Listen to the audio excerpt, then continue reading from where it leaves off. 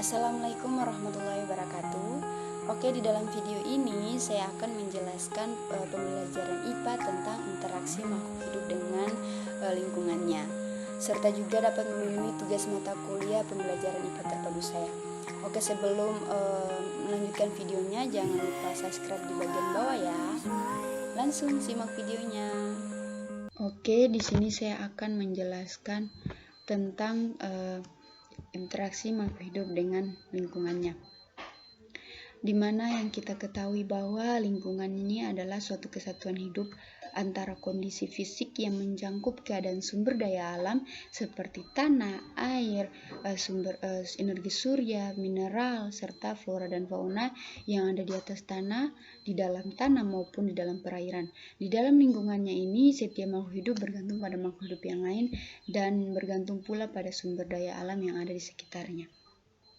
Di dalam interaksi makhluk hidup dan lingkungannya ini, saya akan menjelaskan tentang organisasi kehidupan makhluk hidup, hubungan atau interaksi antara makhluk hidup dengan lingkungannya, dan adaptasi atau penyesuaian makhluk hidup dengan lingkungannya. Oke, pertama dalam organisasi kehidupan makhluk hidup ini dapat dibagi dalam beberapa organisasi kehidupan makhluk hidup, yaitu pertama individu. Individu adalah satuan fungsional terkecil penyusun ekosistem atau makhluk hidup tunggal. Misalnya seekor semut, seekor burung, dan sebuah pohon, di mana satu makhluk hidup itu merupakan itu yang disebutlah sebagai individu.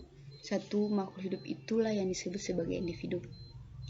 Kemudian populasi. Populasi adalah kumpulan individu sejenis pada suatu daerah dalam jangka waktu tertentu. Misalnya populasi yang ada di sawah.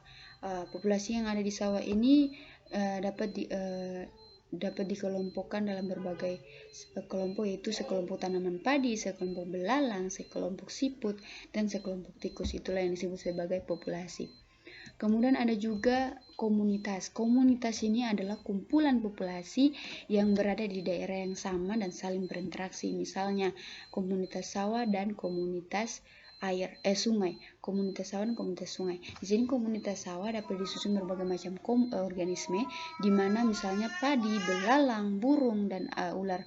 Kemudian ada juga komunitas sungai yang terdiri dari ikan, ganggang, zooplankton, fitoplankton, dan dekomposer. Antara komunitas sungai dan sawah ini terjadi interaksi dalam bentuk peredaran nutrien dari air sungai ke sawah dan peredaran organisme hidup dari kedua komunitas tersebut. Kemudian juga ekosistem. Ekosistem antara komunitas dan lingkungannya selalu terjadi interaksi. Interaksi inilah yang disebut sebagai ekosistem. Komponen penyusun ekosistem itu ada beberapa komponen penyusun ekosistem, yaitu produsen. Di mana produsen ini adalah makhluk hidup yang dapat menghasilkan zat makanan yang diperlukan organisme lain, atau dengan kata lain makhluk hidup yang dapat menghasilkan makanan sendiri. Misalnya itu tumbuhan hijau. Kemudian juga konsumen. Konsumen di sini adalah makhluk hidup yang tidak dapat membuat makanan sendiri atau yang disebut sebagai organisme heterotrof.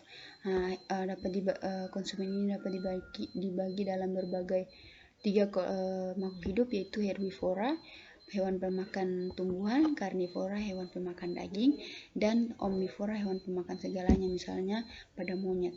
Kemudian ada juga komponen penyusun ekosistem, yaitu dekomposer atau pengurai, di mana dekomposer atau pengurai ini adalah bertugas untuk mengurai atau membusukkan hewan dan tumbuhan yang sudah mati, misalnya pada cacing, bakteri, dan jamur. Kemudian ada juga bioma. Bioma adalah ekosistem yang terbentuk karena perbedaan letak geografis dan astronomis berdasarkan curah hujan dan intensitas cahaya matahari. Bioma terbagi menjadi beberapa jenis, yaitu tundra, taiga, gurun, padang rumput, hutan gugur, dan hutan hujan tropis. Kemudian ada juga biosfer, di mana seluruh ekosistem di dunia ini disebut sebagai biosfer. Dalam biosfer, setiap makhluk hidup menempati lingkungan yang cocok untuk hidupnya. Misalnya bumi ini tempat tinggal kita. Kemudian ada juga hubungan atau interaksi antara makhluk hidup dengan lingkungannya. Di dalam bentuk interaksi antara makhluk dalam suatu ekosistem ini dapat dibagi, yaitu predasi. Yang pertama, predasi. Predasi adalah interaksi dari dua individu dalam populasi berbeda spesies berupa makanan dan dimakan, atau satu spesies memakan satu spesies lain. Nah, individu yang memakan disebut predator dan yang dimakan disebut mangsa. Contohnya itu harimau memakan kelinci, di mana harimau itu sebagai predator sedangkan kelinci itu sebagai mangsanya. Kemudian ada kompetisi. Kompetisi adalah hubungan dua populasi yang hidup bersama dan saling mempengaruhi akibat adanya kebutuhan akan bahan yang sama, sedangkan ketersediaan bahan tersebut terbatas. Contohnya beberapa ekor kambing dan sapi yang bersama-sama makan rumput di padang rumput. Kemudian ada juga simbiosis. Simbiosis ini merupakan semua jenis interaksi biologis jangka panjang dan dekat antara dua organisme biologis yang berbeda. Simbiosis dapat dibagi menjadi 4, yaitu simbiosis mutualisme, parasitisme, dan komensalisme. Simbiosis mutualisme ini adalah ketergantungan antara dua makhluk hidup yang saling menguntungkan, di mana contohnya itu dengan kata lain dalam hubungan kedua organisme tidak ada yang pihak yang dirugikan. Contohnya itu hubungan antara lebah, kupu-kupu, dan taman berbunga, di mana bukan saja kupu-kupu atau lebah saja yang diuntungkan dengan mendapat sari makanan dari bunga, tapi bunga juga terbantu dalam penyerbukan berkat adanya kupu-kupu dan lebah. Kemudian simbiosis parasitisme. Simbiosis parasitisme adalah ketergantungan yang terjadi ketika pihak yang satu mendapat keuntungan namun pihak yang lain merugikan. Misalnya pada benalu yang hidup di batang tumbuhan inangnya, di mana benalu jika terus-menerus mengambil makanan dari tumbuhan inangnya, maka lama-kelamaan tumbuhan inangnya akan mati. Jadi di sini benalu mendapat keuntungan sedangkan tumbuhan inangnya merugikan.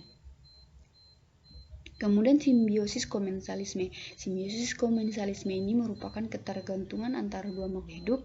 Dalam hal ini makhluk hidup yang satu mendapat keuntungan sementara makhluk hidup yang lain tidak dirugikan. Misalnya pada hubungan antara anemon laut dengan ikan badut, di mana ikan badut mendapat keuntungan dapat bersembunyi di anemon laut, namun anemon laut tidak mendapatkan apa-apa dari ikan badut tersebut.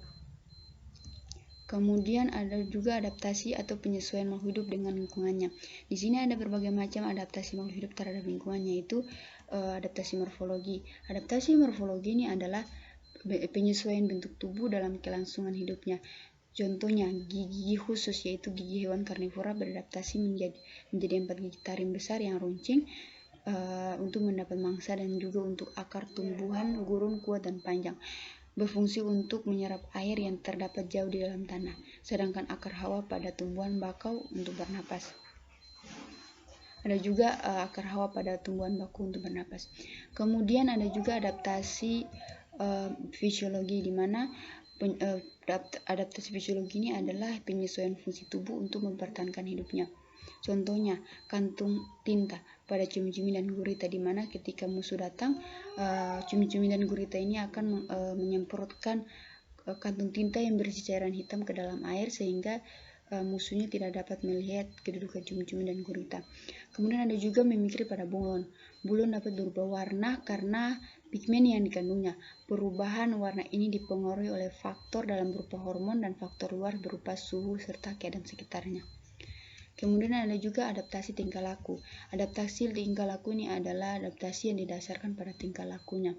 Contohnya pada tupai Virginia, jika seekor anjing mendekati hewan ini akan berbaring tidak berdaya dengan mata tertutup.